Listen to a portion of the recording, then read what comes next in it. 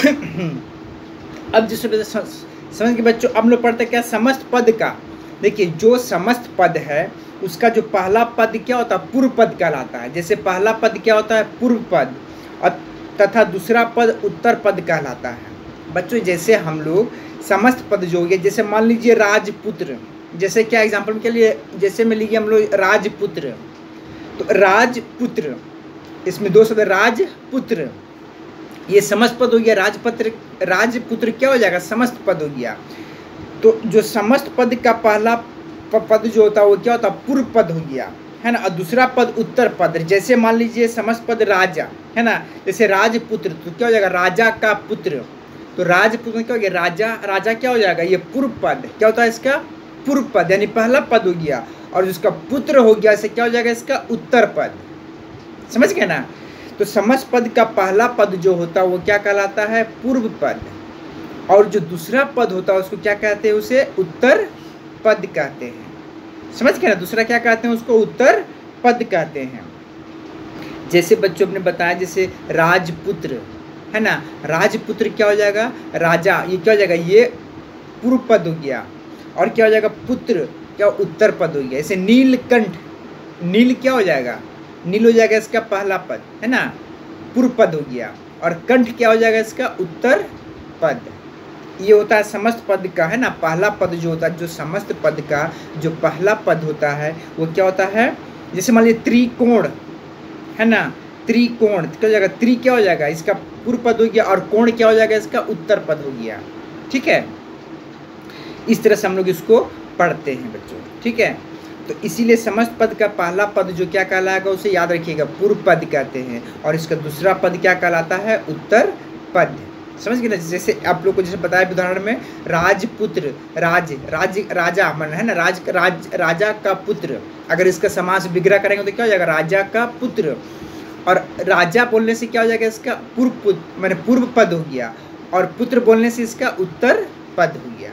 ठीक है, तो समस्त पद के दो पद होते हैं, कौन होते हैं, पूर्व पद और उत्तर पद। ठीक है, अब देखिए बच्चों, इसमें अब देखिए हम लोग तो समास किसे कहते हैं हम लोग बता चुके हैं। ठीक ना, अब हम लोग पढ़ते हैं क्या, समास के कितने भेद होते हैं, समास के कितने भेद होते हैं, है ना, समास के कितने भेद होते हैं। ठीक है, समास के कितने भेद होते हैं, तो समास के कितने भेद, समास के 6 भेद होते हैं, समास के 6 भेद होते हैं। ठीक है, देखिए पहला क्या होता है, समास के 6 भेद होते हैं। पहला क्या, अव्ययी भाव समास, पहला क्या हो गया, अव्ययी भाव समास, तत्पुरुष समास। तीसरा क्या हो जाएगा, कर्मधारय समास, तीसरा क्या होता है, कर्मधारय समास। चौथा हो जाएगा द्वंद्व समास, जो चौथा क्या होता है, द्वंद्व समास। पांचवा आता है द्विगु समास, है ना, द्विगु समास।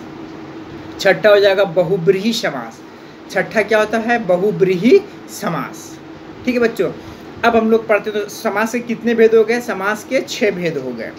अब इसे अव्ययी, देखिए मैं बता रहा हूँ अभी आपको शॉर्ट में बता दे रहा हूँ मैं, फिर उसका आपको मैंने उसका परिभाषा के साथ आपको समझाएंगे। ठीक है, जैसे अव्ययी भाव समास, अव्ययी भाव समास में क्या होता है, इसका पूर्व पद प्रधान होता है। अव्ययी भाव समास में इसका पूर्व पद क्या होता है, इसका प्रधान होता है, पूर्व पद यानी पहला पद इसका क्या होता है। ठीक है, अब जैसे देखिए, जैसे बोलते हैं ना आजीवन, है ना, इसका पूर्व पद। ठीक है, तत्पुरुष समास, जो तत्पुरुष समास होता है इसका क्या होता है, उत्तर पद प्रधान होता है, इसका क्या होता है, उत्तर पद। जैसे राजा का पुत्र, है ना, पुत्र, इसका जैसे पूर्व पद क्या हो जाएगा, राजा, और उत्तर पद क्या हो जाएगा, पुत्र। ठीक है, तो समझ गए। मतलब अव्ययी भाव समास में क्या होता है, इसका पूर्व पद प्रधान होता है। तत्पुरुष समास क्या हो गया, इसका उत्तर पद प्रधान होता है। ठीक है, कर्मधारय समास किसे कहते हैं, जैसे दोनों पद प्रधान होता है, कर्मधारय में दोनों पद क्या होता है, प्रधान होता है। अब जैसे द्वंद्व समास में क्या हो जाएगा, दोनों पद प्रधान। द्वंद्व समास में क्या होता है, दोनों पद क्या होता है, प्रधान होता है, दोनों पद। ठीक है, अब द्विगु समास में क्या होता है, पूर्व पद संख्यावाची होता है। जो द्विगु समास में क्या होता है, जो पूर्व पद होता है वो क्या होता है, वो संख्यावाची होता है। बहुब्रीहि समास में क्या होता है, अन्य पद प्रधान होता है, क्या होता है, इसका अन्य पद क्या होता है, प्रधान होता है। समझ बच्चों, तो समास के कितने भेद होते हैं? 6 भेद। मैं फिर से इसको बता रहा हूँ, इसको ध्यान में रखिएगा आप लोग। तो ऐसे परिभाषा आप अगर पढ़ेंगे तो आपको ध्यान से मतलब समझाएंगे तो आप अच्छी तरह से समझ जाओगे, ठीक है। तो समझिए, ध्यान सुनिएगा। अव्ययी भाव समास, अव्ययी भाव समास में क्या होता है? पूर्व प्रधान, पूर्व पद क्या होता है? प्रधान होता है। पूर्व पद क्या होता है? प्रधान होता है, ठीक है। तत्पुरुष समास में क्या होता है? उत्तर पद प्रधान होता है। तत्पुरुष समास में क्या होता है? उत्तर पद प्रधान होता है, उत्तर पद। कर्मधारय में क्या होता है? दोनों पद प्रधान होता है कर्मधारय में, ठीक है। अच्छा, द्वंद्व समास में क्या होता है? द्वंद्व समास में भी क्या होता है? दोनों पद प्रधान होता है।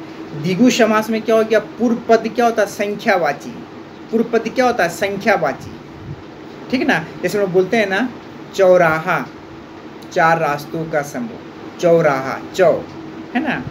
अच्छा, बहुब्री समास क्या होता है? अन्य पद प्रधान होता है। बहुब्री में क्या होता है बच्चों? अन्य पद प्रधान होता है, ठीक है। तो बच्चों इसमें हम लोग पढ़ लिए क्या? समास के कितने भेद होते हैं? समास के 6 भेद होते हैं। तो बच्चों पहला हम लोग पढ़ते हैं क्या? पहला हम लोग पढ़ते हैं अव्ययी भाव समास। पहला क्या पढ़ते हैं हम लोग? अव्ययी भाव समास, ठीक है।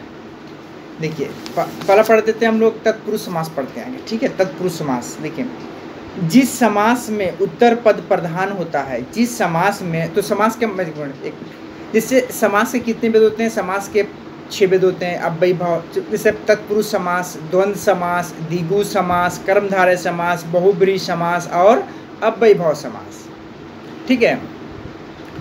अब हम लोग पढ़ते हैं क्या इसका पढ़ते हैं हम लोग तत्पुरुष समास। तत्पुरुष समास में क्या होता है? जिस समास में उत्तर पद प्रधान होता है, जिस समास में उत्तर पद प्रधान होता है तथा समस्त पद बनाते समय कारक चिन्ह लोप हो जाता है ना, उसे तत्पुरुष समास कहते हैं। उसे तत्पुरुष समास कहते हैं। तत्पुरुष समास किसे कहते हैं? जिस समास में उत्तर पद प्रधान होता है, उत्तर पद क्या होता है? प्रधान होता है, तथा समस्त पद बनाते समय कारक का चिन्ह का क्या होता है? लोप हो जाता है, उसे क्या कहते हैं? तत्पुरुष समास कहते हैं। देखिए बच्चों, जैसे तत्पुरुष समास में कर्ता और संबोधन कारक चिन्हों के अतिरिक्त अन्य सभी चिन्हों का प्रयोग समास विग्रह में किया जाता है। जब हम लोग तत्पुरुष समास बनाते हैं तो क्या होता है? याद रखिए बच्चों, कर्ता कारक और संबोधन कारक, है ना, चिन्हों के अतिरिक्त अन्य सभी चिन्हों का प्रयोग समास विग्रह में किया जाता है, समास विग्रह में किया जाता है, ठीक है। जैसे मान लीजिए राजपुत्र, तो क्या हो जाएगा? इसका पूर्व पद क्या हो गया? राजा, और उत्तर पद क्या हो गया? पुत्र। तो इसका समास विग्रह क्या हो गया? राजा का पुत्र। का क्या आ गया? इसका आ गया ना कारक का चिन्ह का, ठीक है। घुड़सवार, घुड़सवार में क्या होता है? इसका पूर्व पद क्या हो गया? घोड़ा। घुड़सवार, घोड़े पर सवार, है ना, घोड़े पर सवार, घोड़े पर सवार। तो इसमें जो बच्चों हम लोग क्या बोलते हैं, जो तत्पुरुष समास है, इसका उत्तर पद क्या होता है? प्रधान होता है। उत्तर पद क्या होता है? प्रधान होता है। और समस्त पद बनाते समय हम कारक का चिन्ह का लोप हो जाता है, उसे क्या कहते हैं? तत्पुरुष समास कहते हैं। तत्पुरुष समास में क्या होता है बच्चों? जब भी हम इसका समास विग्रह करते हैं तो इसमें क्या होता है? कर्ता और संबोधन, कर्ता कारक और संबोधन कारक को छोड़कर के अतिरिक्त अन्य कारक चिन्हों का क्या होता है? प्रयोग समस्त विग्रह के समय किया जाता है। समझ गए? किया जाता है उसमें। जैसे बोलते हैं गुणहीन, क्या हो जाएगा? गुण से हीन, है ना, गुणहीन मतलब क्या हो जाएगा? गुण से हीन, ठीक है। जेब खर्च, जेब के लिए खर्च, जेब के लिए खर्च। हम लोग देख रहे बच्चों, जो समास विग्रह में आए जो विभक्ति चिन्ह है, जैसे से, जैसे बोलते हैं ना गुण से, है ना, जैसे का, राजा का पुत्र, राजपुत्र को ना राजा का पुत्र, ठीक है। अच्छा, घोड़े पर सवार पर, है ना, गुण से हीन, गुणहीन क्या हो जाएगा? गुण से हीन, ठीक है। जेब खर्च, जेब के लिए खर्च, समस्त पद बनाते समय गायब हो गए, है ना। समस्त पद क्या हो जाएगा? बनाते समय क्या हो गया? गायब। जैसे राजा का पुत्र, तो क्या हो जाएगा? राजपुत्र हो गया, ये लोप हो जाता है, ठीक है। अब पुत्र सवार हीन खर्च, ये कि राजा घोड़ा गुण सभी क्या हो जाएगा? जेब पूर्व पदों में प्रयोग किया जाता है। यहाँ क्या हो जाएगा? समस्त पद क्या होता है? उत्तर पद प्रधान होता है। किस में? तत्पुरुष समास में उत्तर पद क्या होता है? प्रधान होता है, ठीक है। इसी तरह से, है ना, जैसे बोलते हैं ना अकाल पीड़ित, अकाल से पीड़ित, अकाल से पीड़ित, ठीक है। घुड़दौड़, है ना, घोड़े की दौड़, तो घुड़दौड़ क्या हो जाएगा? वो समस्त पद हो गया। अकाल पीड़ित, ये समस्त पद हो गया। इसका विग्रह क्या करते हैं? अकाल से पीड़ित, है ना। पुस्तकालय, पुस्तक के लिए आलय यानी घर है ना, पुस्तकालय।